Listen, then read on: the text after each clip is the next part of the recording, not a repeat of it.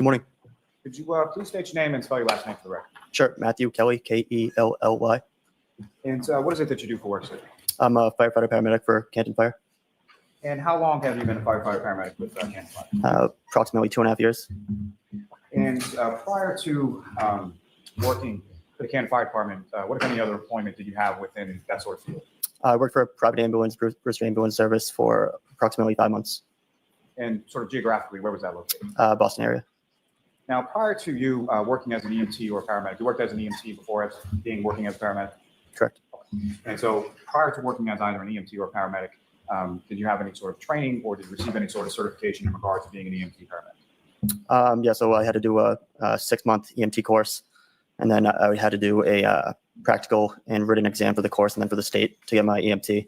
And then for a paramedic school, it was about a 10 to 12 month didactic portion. And then I did I believe it was 200 hours clinical in the hospitals.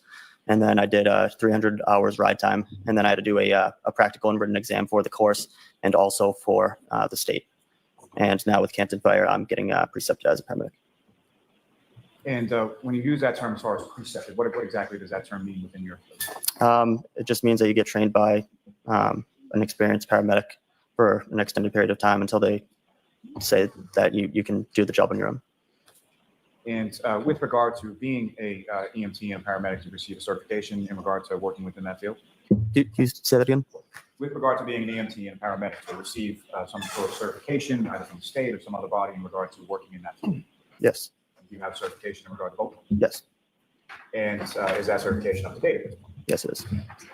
Sir, if I could turn your attention to January 28th, the evening of that into January 29th, 2022. You were working with the Canton Fire Department that day? Yes, I was. Do you recall what kind of shift you were working on that day? 24-hour shift on the ambulance. And which station house were you assigned to on that day? Station 1. And that's located where within the town of Canton? 99 Revere Street.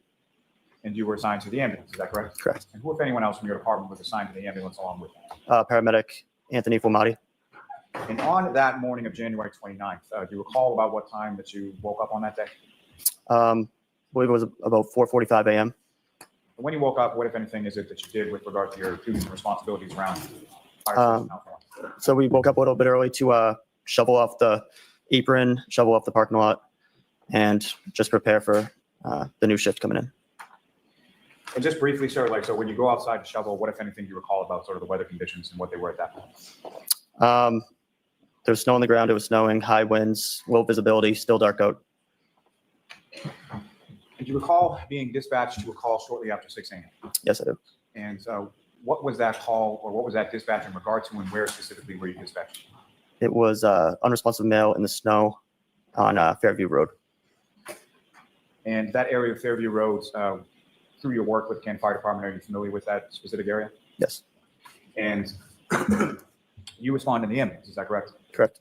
Who, if anyone, goes along in the ambulance with you? Fulmati was in the passenger seat, and then paramedic Tim Nuttall was in the back. And who was driving? I was driving. And in addition to the ambulance 1 that you were in, what, if any, other sort of vehicles or apparatus responded from your station to Fairview Road? We also had an engine and our shift commander SUV. And if you recall, who was the shift commander in the SUV? Shift commander was Captain Wendell Robery at the time. And Captain Robery is now the chief of the Canton Fire, is that correct? Correct. And as far as the engine was concerned, who, if anyone, was assigned to the engine and responded to the call as well? It was Lieutenant Greg Woodbury, firefighter paramedic Katie McLaughlin, and firefighter paramedic Frank Walsh. And as you're driving from the station house to Fairview, what, if anything, do you recall about weather conditions, visibility, anything like that along the way? Just heavy snow and wind, real low visibility, good amount of snow on the ground. So I was just trying to take it slow so we didn't spin out or drift or anything like that.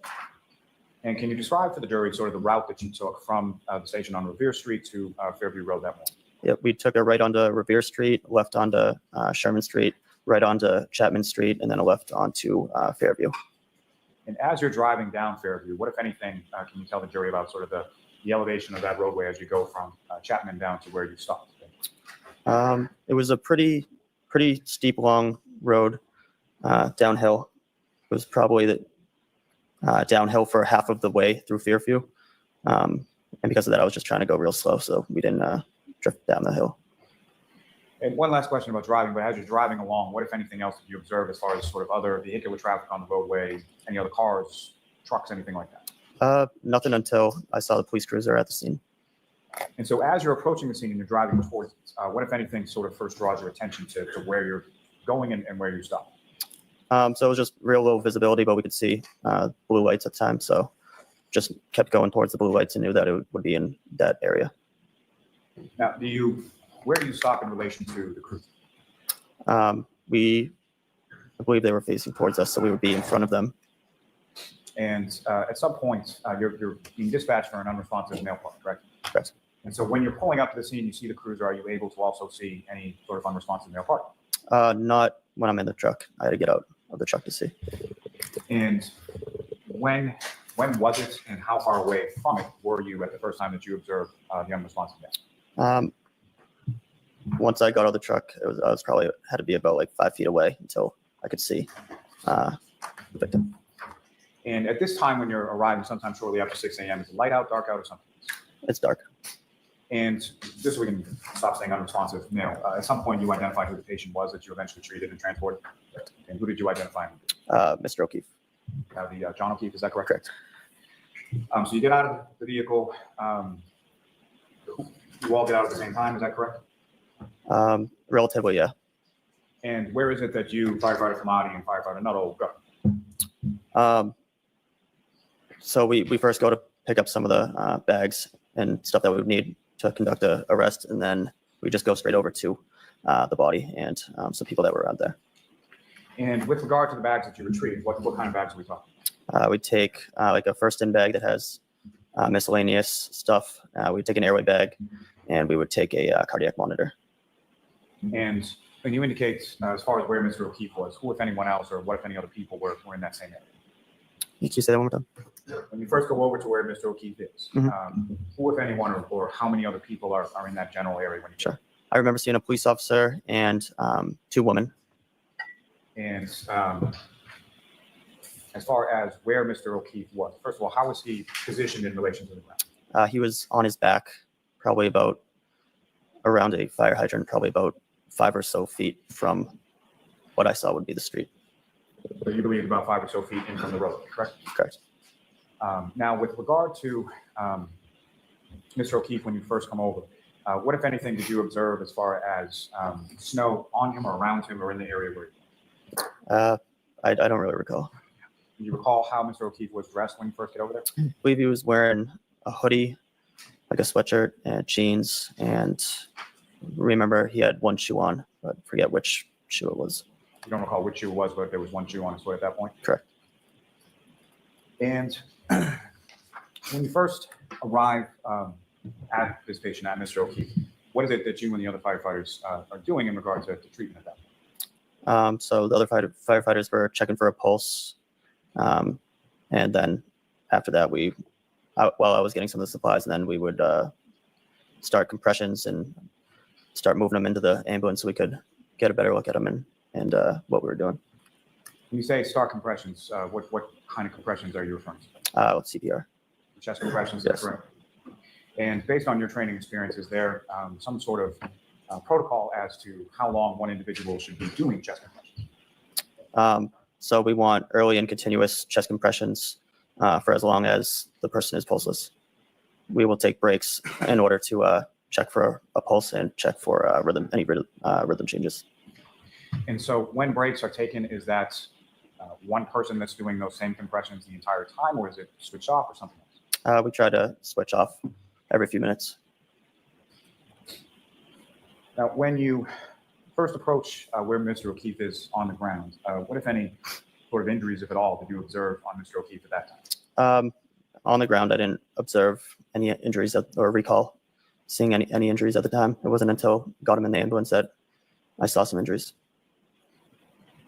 And so from that sort of initial assessment and initial sort of treatment of the patient, what exactly does that sort of assessment and treatment consist of when Mr. O'Keefe is on the ground? Basically just checking for breathing and if he has a pulse. It was pretty dark and very low visibility, so we wanted to get him out of the conditions and into the ambulance to kind of further assess him. And from your sort of initial assessment, did he have a pulse and was he breathing? No. And so, want to get him out of the conditions, and how was that accomplished? I believe we used a scoop board or a scoop stretcher. It's just a backboard that breaks into two pieces that you can slide underneath the victim or the patient. We used that, and then we had picked him up and put him onto our actual EMS stretcher, and then just put the stretcher into the ambulance. And where was the stretcher sort of placed in regard to where, or in relation to where Mr. O'Keefe was 5 feet off the road? I don't recall. Now, once you get to the ambulance, what, if any, difference did you notice between sort of the lighting in the ambulance versus the lighting outside on the lawn? So there was very low visibility outside. There was great visibility inside with lighting all around the back of the ambulance. And so once you're in the back of the ambulance, what, if anything, did you observe or note at that point in regard to any injuries you observed to Mr. O'Keefe? He had like a swollen black and blue right eye, and he had some blood around his mouth. Now, as far as Mr. O'Keefe was concerned, during treatment, you're touching or making contact with Mr. O'Keefe's body, correct? Correct. And during the course of that, what, if any, observations or what, if anything, did you note in regard to sort of tactile observations of Mr. O'Keefe? He was very cold to touch, very stiff, almost frozen-like. Yeah. Now, at some point during the course of your treatment in the back of the ambulance, are his clothes removed? Yes. Why is that? It's just so we can try to examine his full body for any other injuries. And there's some concern for cardiac arrest, correct? Correct. Can you explain, are you familiar with that term? Yes. Can you explain to the jury what your understanding based on your training experience is as what is cardiac arrest? Sure. It would be when a person has a lethal cardiac rhythm where they no longer have a pulse. Now, once the clothes, as far as being removed, how are they physically, how were they removed? I believe they were probably cut off with trauma shears. And once the clothes are removed with trauma shears, what, if any, additional observations did you make of injuries to Mr. O'Keefe's body? There were some lacerations on his right upper extremity.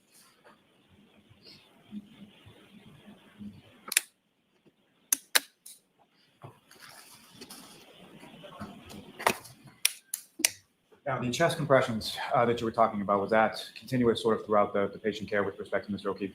Yes. And in addition to that, what, if anything, was done with respect to body temperature for Mr. O'Keefe once in the back of the ambulance? So we did some rewarming. So we did heat blankets and warm fluids. And as the chest compressions continue in the back of the ambulance, what, if anything, did you observe with regard to Mr. O'Keefe's nose or mouth? I remember that there was some blood or vomit or bile coming out of his mouth. Now, turning your attention to back outside of the ambulance, taking you back there for a moment. You indicated in the testimony that when you arrived there, you observed 2 females in the area where Mr. O'Keefe was. Is that correct? Correct. Can you describe anything as far as what they look like or anything about those 2 females that you saw? I just remember they were white, looked to be between 35 and 45 years old, I would say, and average build and height.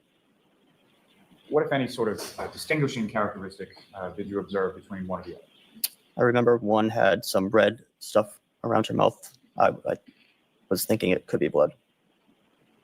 And that individual that you observed with red stuff that you thought could be blood around her mouth, what, if any, observations did you make of her as far as her demeanor or anything like that? She was just acting kind of erratic and kind of running around screaming different things. And as far as the different things that she was screaming, what, if anything, do you recall specifically hearing her screaming when she was running around? It was just something like, "He's dead. He's fucking dead."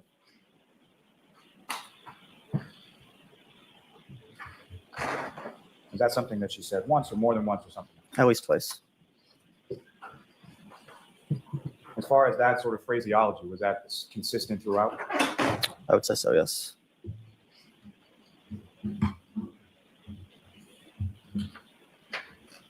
Now, when you enter the ambulance, does the patient care continue, obviously, with Mr. O'Keefe? Yes. And if you recall, who was involved in that patient care in the back of the ambulance? Me, Nuttall, Famati, Woodbury,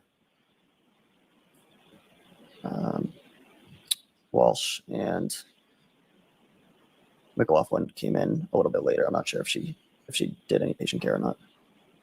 The majority of the people from your department that responded to the scene at one point or another were involved in patient care with regard to Mr. O'Keefe. Correct. Now, you drove the ambulance to Fairview, is that correct? Correct. And so for the transport from Fairview, what hospital did you go to? Good Samaritan. So for the transport from Fairview to Good Samaritan, who drove the ambulance then? McLaughlin. And so Firefighter McLaughlin's driving. Where are you located within the ambulance? I was in the back with Nuttall and Famati. Do you recall sort of specifically what, if anything, you were doing with regard to patient care during the transport phase? So I was just helping them transport phase.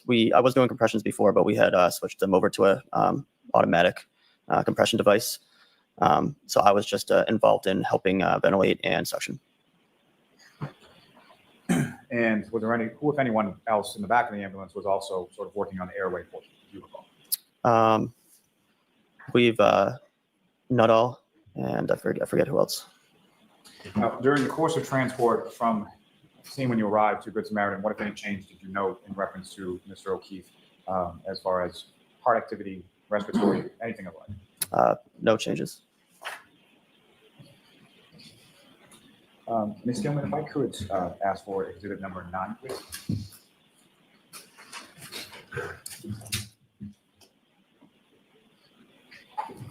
Firefighter Kelly, I'm just directing your attention to the screen, what's been marked as exhibit number 9. Do you recognize that?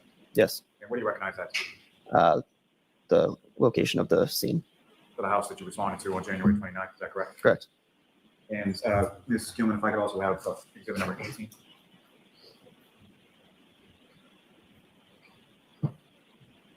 And again, sir, just directing your attention to the screen, do you recognize the photograph that's up on the screen? Yes. What's depicted in that photograph? The location of the scene again. Sort of a different view of the same home, is that correct? Correct. Can I approach the witness, John? Yes. This is the laser pointer, basically, there's a button there, just press on that. Okay.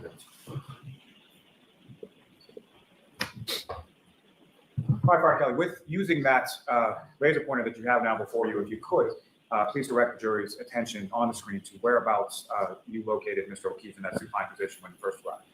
It was about this area right here. Thank you. I'm looking forward to this one, John. All right, cross-examination. Yes, may we approach for a minute? Okay. Juries, remember, you can stand up and stretch anytime you go to stand up.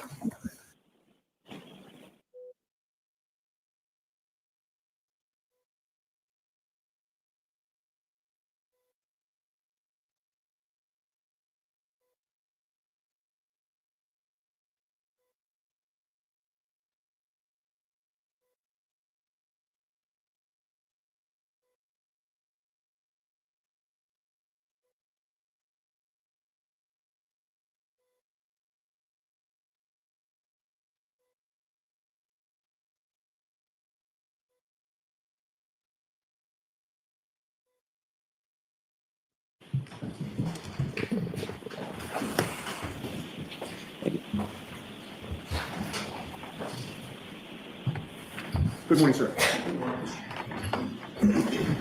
Mr. Kelly, you and I have never met before, correct? Correct. We've never had a conversation Correct. in or out of court. Correct. Now, with regard to the clothing that John O'Keefe was wearing when you came upon him, I believe you remembered that he had on a pair of jeans, To the best of my recollection, yes. and you remembered that he had a hoodie sweatshirt. Yes. And what also stuck out in your mind is that he had only one shoe on, correct? Correct. From your memory, you're not sure if it was the left or the right shoe, but it was one of those, correct? Correct. And you did not see another shoe or the matching shoe in the area anywhere around where he was lying, correct? Correct. And to your memory, you never saw that other shoe, correct? Correct. Now, with regard to the removal of the clothing, I believe you testified before this jury on direct examination that trauma shears would have been used. Is that accurate? Yes. And what do those look like? How big are they? And if you could describe them. They're about this big, so say 6 inches, and they have usually like a plastic or metal handle, and then just kind of 2 curved blades that are used to cut. And are they essentially a large pair of scissors? Yes. And are they sharp in terms of the blades? Yes. And they need to be somewhat heavy duty because you don't know what type of clothing you're going to have to cut through, correct? Correct. Where was it that the trauma shears were used in order to start to remove John O'Keefe's clothing that morning? I don't recall. Do you recall if it was before he was put into the ambulance, during the ambulance ride, or after he was at the hospital? I believe it would. I don't recall, but I believe it would be in the ambulance. I'm sorry, there's a little bit of noise. Could you repeat that? Sure. I don't recall, but I believe it would be in the ambulance. In the ambulance. And you wouldn't have waited until you got to the hospital because there was a reason why you were taking the clothes, correct? Correct. And what was that reason? To look for any other injuries that the patient might have. And that was a priority as you were treating him, correct? Correct. You don't think that you cut off his clothes before you put him in the ambulance, correct? Correct. And you don't think that, and when I say you, I mean your team. Right. You don't think your team cut off the clothes after he was out of the ambulance, correct? Correct. So it was sometime during the ride. Correct. Do you recall who it was that actually used the trauma shears along that ride? No. Do you recall at what point during the ride, would it have been sort of the beginning of the ride, or would it have been toward the end? Toward the beginning.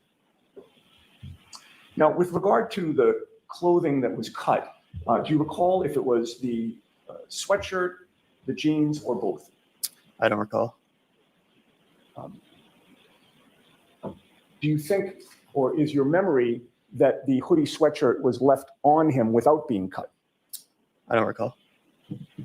Where did that clothing go after it was cut by the trauma shears during that ride? Some of it would stay right on the stretcher, but I don't recall on all of it. Okay. And some of it could have been on the floor of the ambulance as well? Potentially. And then once the ambulance arrives at the hospital, what is the protocol regarding the clothing that have been cut? It gets transferred over to the RN in charge of the patient and usually stays in their room. Usually they'll put it in some sort of bag. Okay. And is the clothing put in the bag? Does somebody meet you out at the ambulance in order to collect the clothing, or do you bring the clothing into the hospital in order to transfer it to an RN? We bring it in. And do you recall who it was that brought in that clothing?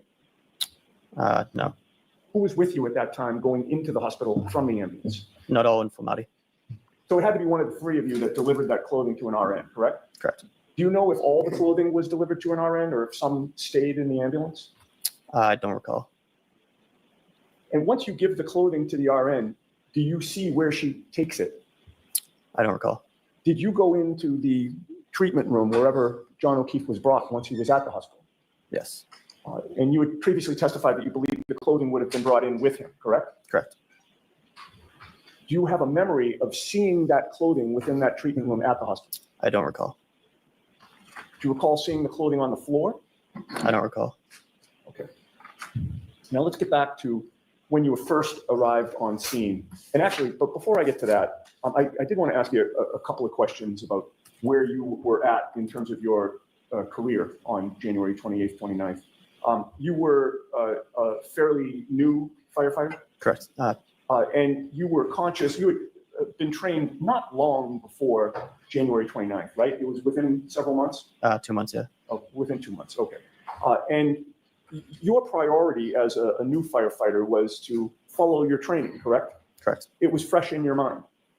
Correct. You wanted to do things the right way, correct? Correct. And particularly at the beginning of your career, you don't want to develop any bad habits, correct? Correct. And you were following protocol once you got to the scene as best you could, correct? Correct. I believe you testified on direct examination that when the ambulance got to 34 Fairview, as soon as it was parked, you and Anthony Flamati went straight to the body, correct?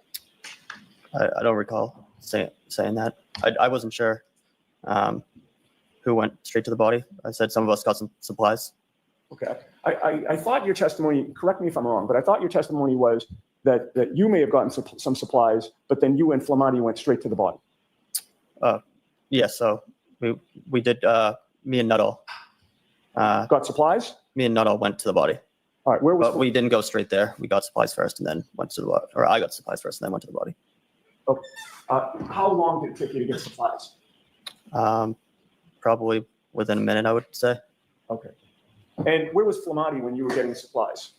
I don't recall. Once you got to the body, who assisted you with regard to treating John O'Keefe? I believe it would be the people who were on scene with me. Who would that have been? Flamati, Nuttall, Walsh, McLaughlin, Woodbury, and Robery.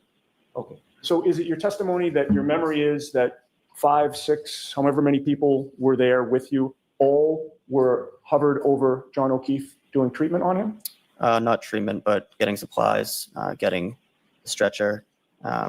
We're all working together, but we weren't all involved in the treatment portion. Sure. And the treatment was essentially CPR, correct? Correct. Chest compressions Yes. and dealing with his airway as well? Correct.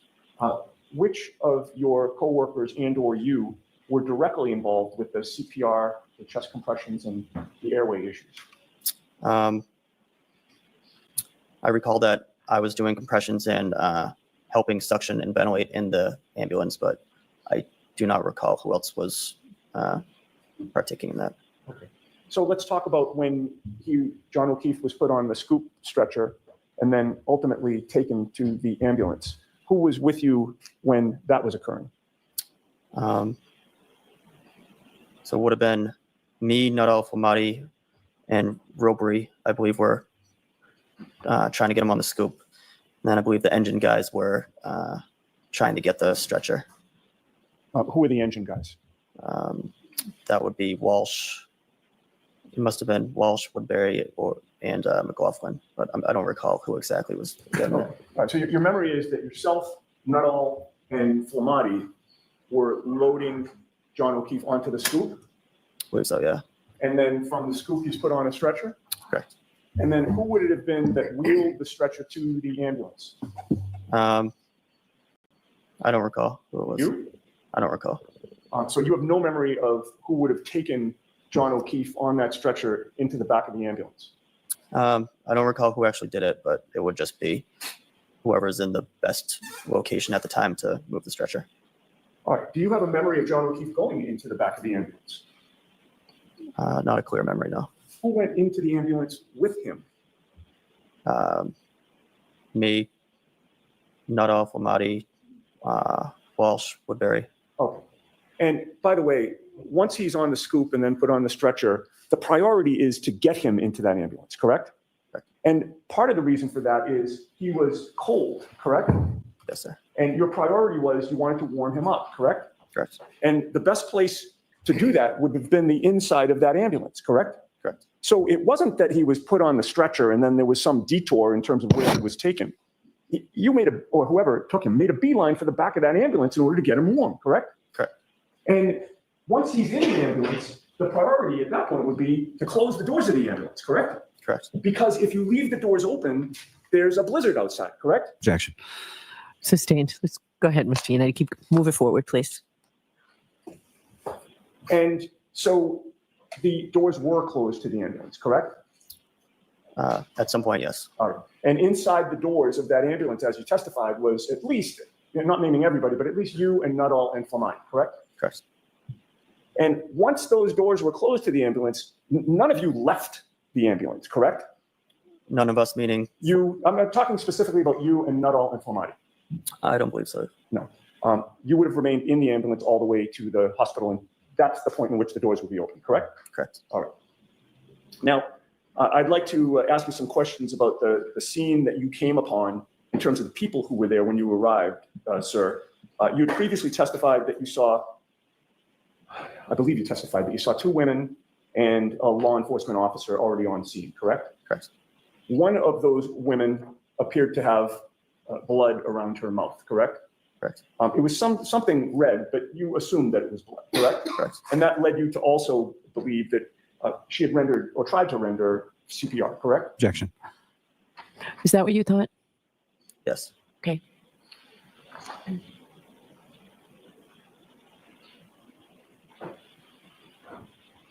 And while you were on scene, it was the woman who had the blood around her mouth who appeared to be most upset, correct? Correct. She was really upset, correct? Yes. Would you go so far as to say she was distraught, Yes. hysterical, Yes. frantic?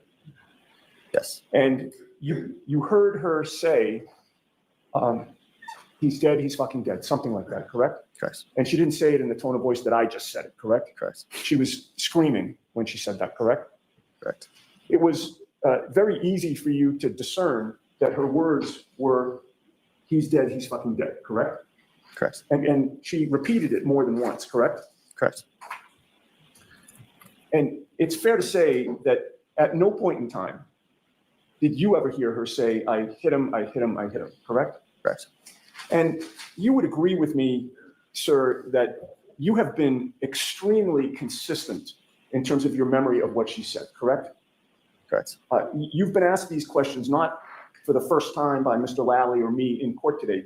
There have been other occasions where people have asked you, what did the woman with the blood on her mouth say when she was on scene, correct? Correct. You were asked that by Trooper Proctor on February 9th of 2022, correct? I don't recall. It's probably unfair of me to say the date, but you do recall speaking to a state trooper not long after these incidents, correct? Correct. And to that state trooper, you told him that what she said was, he's dead, he's fucking dead, correct? I don't recall. You don't recall saying anything differently than that, do you? I remember saying a lot differently, but I might have also said that. I just don't recall. Well, you don't, let me rephrase that. You don't recall changing her words at all. You recall, you've always said he's dead, he's fucking dead, correct? Correct. That was not only to the state police on February 9th, but then in April of 2022, you were in a grand jury setting, correct? Correct. There was no defense attorney there on that day, correct? I don't believe so. You don't remember seeing me there? No, I didn't see that. Mr. Lally was asking the questions, correct? Correct. And there, you also said that what the woman with the blood on her mouth said was, he's dead, he's fucking dead, correct? Correct. And you've testified to that today. Yes, sir. You've never changed that story, correct? Correct. And that is because the truth does not change, correct? Correct. All right, at this point, I'd like to play a 15-second portion of a video, which I would offer as the next exhibit, Your Honor. Okay, so we'll watch it and then you Thank can you offer very it much. with no narration, right? Never. And before you start, I'm not as interested in the video, sir. I'm interested in the audio. So if you could, listen as best you can. Sure.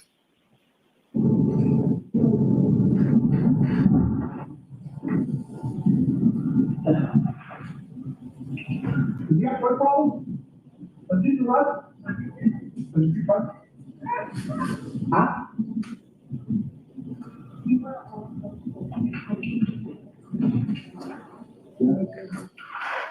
Would you agree with me, sir, that we heard what you heard that night, which is, he's dead, he's fucking dead?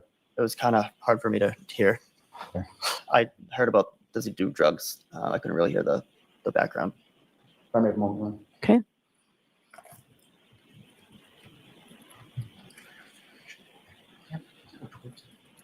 May we approach? Okay.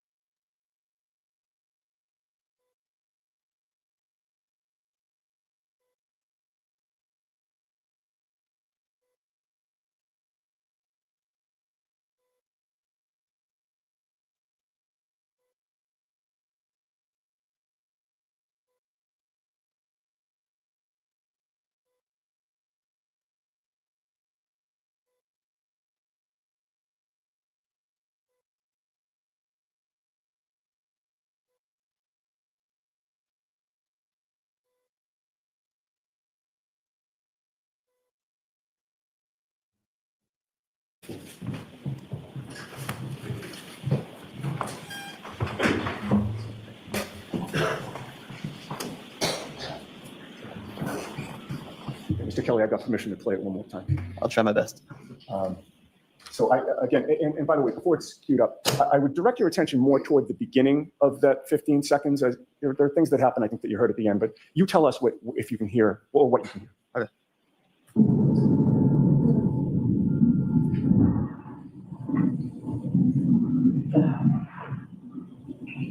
Yeah, what problem? What did you want? What did you want? Huh? That's enough. What did you hear? I heard someone say fucking dead. Thank you, sir. Okay. Any redirect? Just briefly on.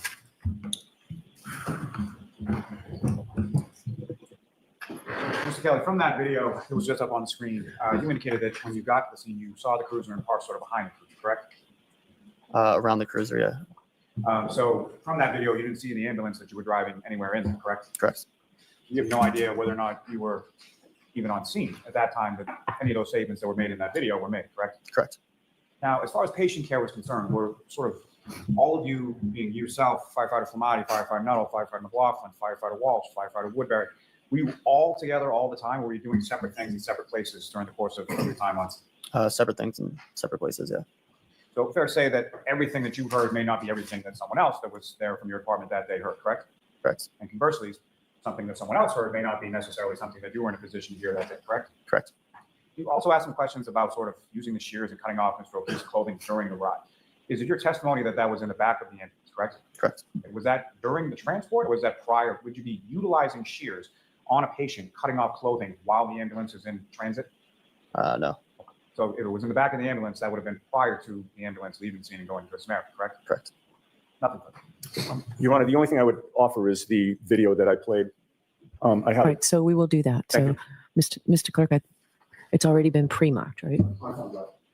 Do you not have it, Nancy? Okay. Oh, I'm sorry. I was mistaken. It has not been pre-marked. But we exhibit 380. Thank you.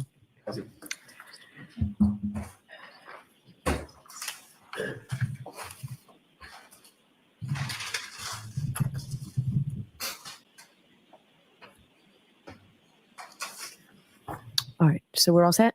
Yes, thank you, Your Honor. Okay, thank you. You're all set, sir. Thank you.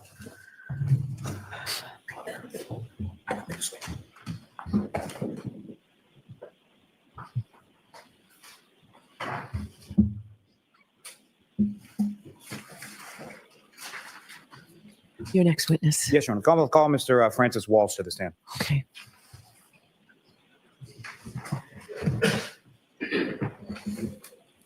Tori, what do you have for today? Numbers.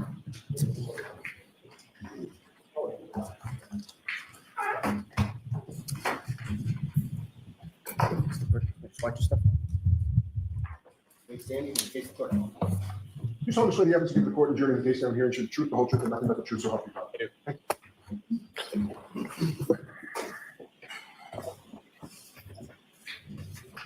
Okay, whenever you're ready, Mr. Lally. Thanks, Your Honor. Good afternoon, sir. Good afternoon. Could you please state your name and spell your last name? Francis Walsh, W-A-L-S-H. And what do you do for work, sir? I'm a lieutenant paramedic with the Canton Fire Department. And how long have you been a firefighter paramedic with Canton Fire Department? Just shy of 10 years. And you indicated that you have the rank of lieutenant, is that correct? That's correct. And how long have you been a lieutenant with Canton? Since September of last year. Now, with regards to, you have certifications both as an EMT and a paramedic, correct? That's correct. And with regard to those certifications, when was it first that you sort of received those? I received my paramedic certification in June of 2014 when I was officially certified. Is that something that you've been subject to sort of continuing educational components and recertification since then? Yes, yeah, every 2 years we have to recertify and take continuing education classes. Is your certification up to speed at this point? Yeah, it's current. I just recertified last month, actually. Now, if I could turn your attention to the evening of January 28th into January 29th, 2022. Do you recall that day? I do. And were you working that day with the firefighter? I was. And what kind of shift were you working on that occasion? 24-hour shift, which is standard. And is that 8 a.m. to 8 a.m.? That's correct. So that, correct me if I'm wrong, but that would be 8 a.m. on the 28th until 8 a.m. on the 29th. That's correct. And so where were you assigned to on that particular day? I was assigned to headquarters, which is on 99 Revere Street, and my position was engine driver. So fair to say people within your department get different sort of assignments on different apparatus based on the different shift that they're working. That's correct. And your assignment that day was the driver of the engine? Correct, yes, engine 3. Now, beyond sort of your assignment as the engine driver in that particular shift, what, if any, sort of specialized assignment do you have, or did you have at that time in regard to snow removal? Yeah, so on that particular shift, I was also the snowplow driver. We have an in-house truck and a snowplow for the fire department, and that was my responsibility on that shift. How many people within your department have that sort of responsibility when it comes to? It kind of depends group to group. So some working groups will just kind of rotate and have a different person do it each time. At that time, the group that I was on, I kind of had the most experience plowing, so I was always the go-to person to be in the plow truck when it snowed. And so with respect to that, Dewey, about what time did you sort of get up on that morning of the 29th? I believe it was around 4 a.m. And why was it that you got up at that time? It was snowing pretty heavily. I mean, we knew the forecast called for a lot of snow, so I got up early and hopped in the plow truck. And so, and just briefly, in addition to the snow, what, if anything else, that you observed as far as the weather conditions when you were out in the plow truck? It was very windy. Just windy and really heavy snow. Now, at some point, shortly after 6 a.m., does your department get dispatched to a call? Yes.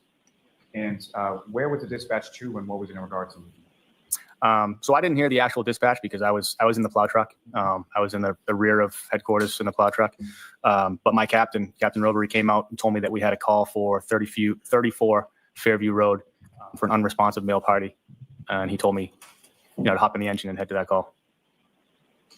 And when you hop in the engine, who, if anyone else from your department, was assigned to the same engine as you on that day?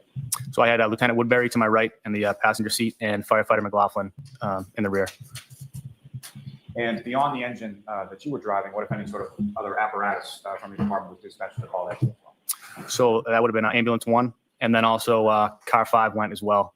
That's kind of like an optional thing, but with a call of that severity, the captain will go as well. And who was in Car 5 on that day? Captain Robery. And you drove the engine, is that correct? That's correct. If you could describe for the jury sort of what you observed as far as the road conditions, visibility, things that like en route from the station to Fairview Road. Yeah, so it was really, really poor driving conditions and visibility. I can't recall ever driving to a call of that nature and that severity that slowly. The visibility was so poor that we were just driving extremely slow. Sirens go clear away. Okay. And if you could describe to the jury sort of the route of travel that you took from Station 1 to Fairview Road. Sure. So out of Station 1, take a right onto Revere Street, and then a left onto Sherman Street, a right onto Chapman Street, and then a left onto Fairview. Now, if you recall, what was sort of the order? You're all sort of dispatching, you're all sort of responding around the same time, being Car 5, the ambulance, and the engine, correct? Correct. And if you recall, what was sort of the order of the vehicles in response? So Engine 3, we were the last vehicle for the fire department to arrive on scene. So when we arrived on scene, Ambulance 1 and Car 5 were already on scene. And if I could ask just sort of, as you're turning onto Fairview Road and you travel down it, what, if anything, do you know about sort of the elevation of the roadway as you're driving down to it? It's a downhill grade. Yeah, it gets a little bit steep at one point. And the residence that you eventually stopped at or responded to, where was that in location in reference to when you first turn on to Fairview, about how far down is the residence that you eventually go? Pretty far down. I believe it's one of the last houses on Fairview. And the residence that we're talking about is, from your perspective, when you're driving down there, is that on your left or right or something else? Left.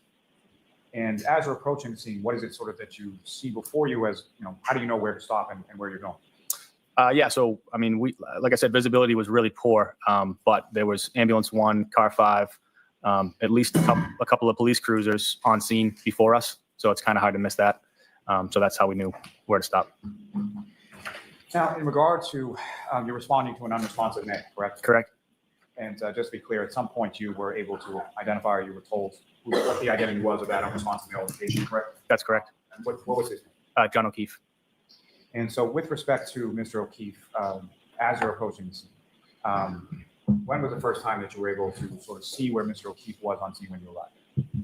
It wasn't until a little bit after we actually arrived on scene that I could see the patient, because as we pulled up, the ambulance was blocking our line of sight to where the patient was. So we couldn't see him right away. And what was sort of the I know you talked about visibility, but as far as, had the sun come up yet? No, it was pitch black. And so when you arrive on scene, what is it that you and sort of the other people on your engine are doing in relation to patient treatment? So at that point, I got out of the engine and I started walking towards where the ambulance crew was. But at that point, firefighter McLaughlin was coming around to the rear of the ambulance to get the stretcher out. So I went directly to that to give her a hand with that. And we proceeded to bring that around the front of the ambulance where firefighter Nuttall, Flamati, and Kelly, and I believe Captain Robery were working on the patient. Now, in reference to where patient Mr. O'Keefe was, where was he? Could you see sort of how, in reference to the ground? I could see the other firefighters and captain that I just mentioned had just put him on the backboard at the first time that I saw him. I'd say that was like roughly 10 feet in from the road. And to that point, how were you able to say that it was approximately 10 feet in from the road? Just an estimate. Let me ask you, as far as the stretcher was concerned that you and firefighter McLaughlin retrieved, where did you place that in relation to where Mr. O'Keefe was when you first arrived out? So we placed that. We decided to leave it on the street and get it as close to the grass or snow as possible. It was unspoken, but we knew that we didn't want to put the stretcher onto the snow because it would be too unstable. So we put it right up against the curb. So right at the edge of the street where the street meets the yard. And so you put the stretcher basically right up against the curb, and Mr. O'Keefe was approximately 10 feet from that. That's correct. And with respect to positioning the stretcher, was that parallel with the curb or perpendicular to it, or how was it? Parallel. And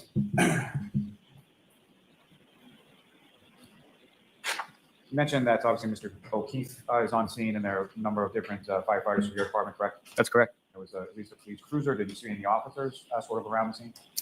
Yes, I remember Officer Saraf and Sergeant Good.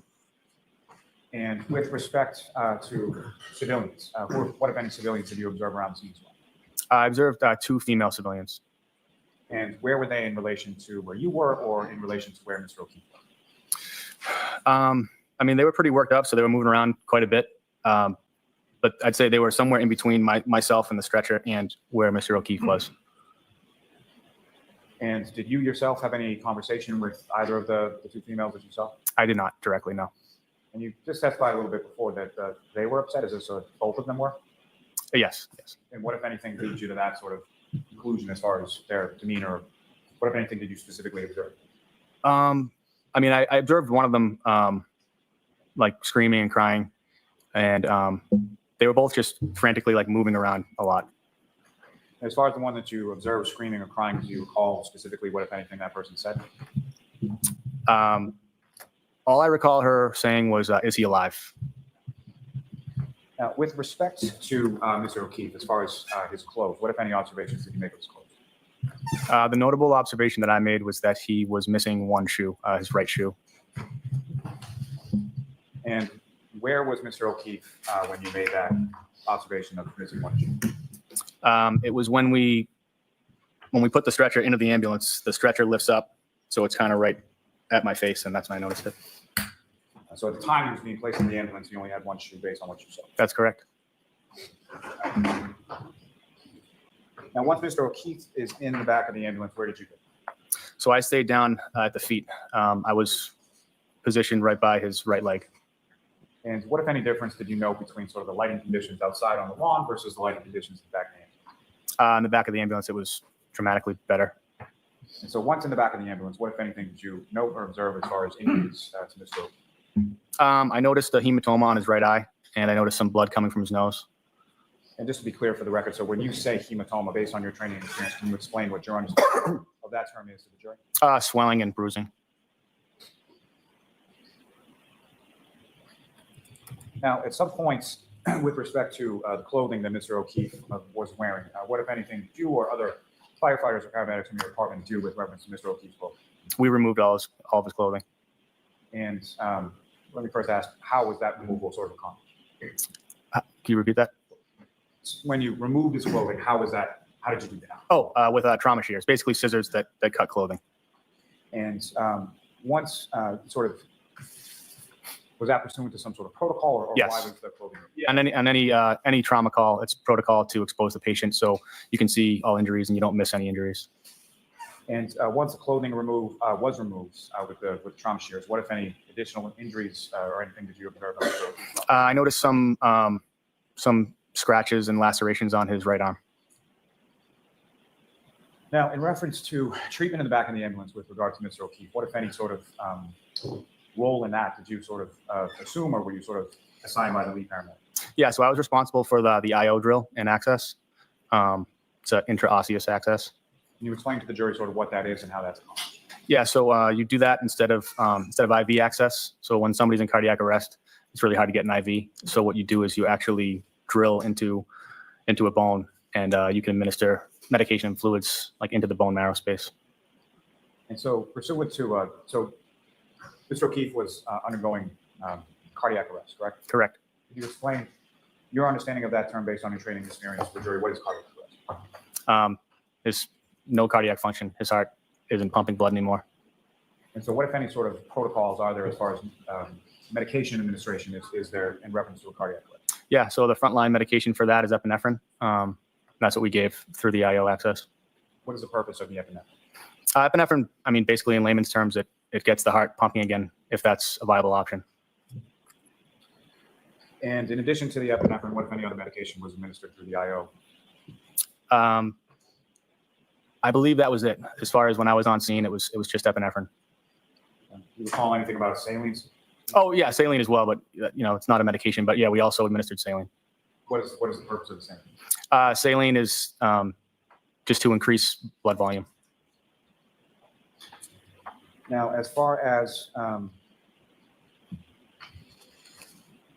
the transport, Mr. O'Keefe is then taken from scene to a hospital, correct? Correct. Did you go along with the ambulance on the transport to the hospital? I did not. So you remained on scene at least for some period of time, correct? Very briefly, but yes. And you referenced some officers from the Canton Police Department that were on scene when you were on scene, correct? Correct. And without reference to anything that was said, which of them, if any, did you have any conversation with prior to leaving the scene? Sergeant Good. And just as far as what you told Sergeant Good, what, if anything, did you relay to him before you left the scene in the end? I relayed to him that there were signs of trauma in the patient. And did you give any sort of further explanation as to the signs of trauma that you observed? Yes, I believe I told him what I told you about the hematoma on the eye and the blood in the nose and the scratches and lacerations on the arm. So you told Sergeant Good what you just testified to this jury that you observed? I believe so. Ms. Kelman, if I could ask for exhibit number 18.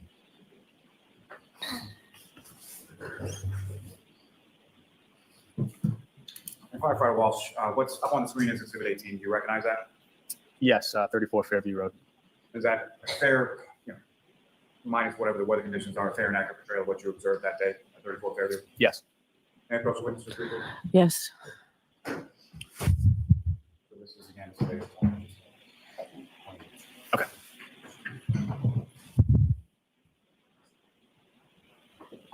And so Firefighter Walsh, if I could ask, using that laser pointer, if you could direct the jury's attention to where within this photograph, if you see it, that you observed Mr. O'Keefe's body when you first arrived. Right in that general area. Thanks. May I have one moment, Ron? Yes.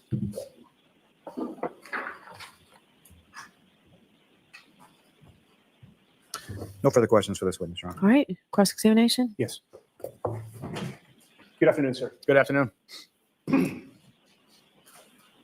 I just want to ask you about the woman that you saw on scene who appeared to be screaming and crying.